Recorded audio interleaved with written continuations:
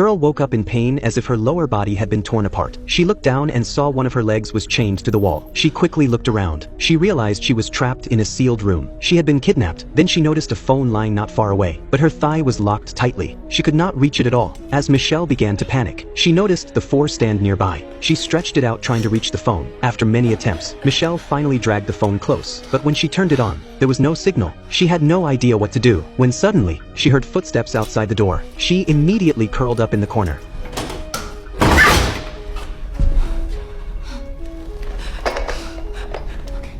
Please don't hurt me. Please.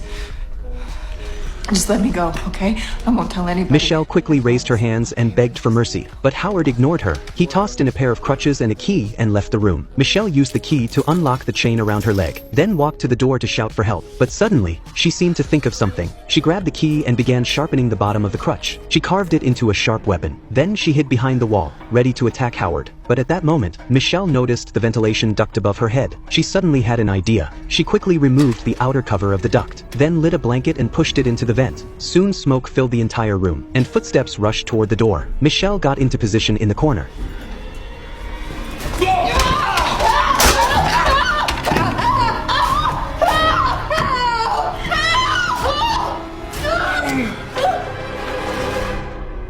When Michelle woke up, she found herself still inside the room, and Howard was right beside her. Seeing Michelle still begging, Howard finally decided to tell her the truth. I looked through your wallet. Given us how I saved your life, I think that's acceptable.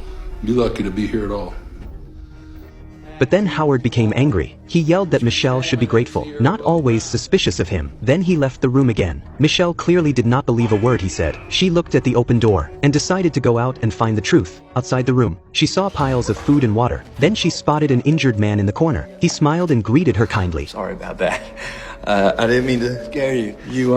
Are you hungry? While Michelle was still unsure, Howard came back and approached her. He brought her to the living room and showed her the doomsday bunker he had built. It had books and movies, even a full kitchen. They never had to worry about food. Then he led her to the entrance of the bunker. This was their final line of defense. A double-locked door separated them from the outside world. Michelle finally started to believe Howard, but just then, she saw a familiar car through the small window. It was Howard's car, and she recognized it. It was the car that hit her and caused the crash. Michelle began to doubt Howard again, but she didn't show it. She decided to wait for the right time to escape the bunker.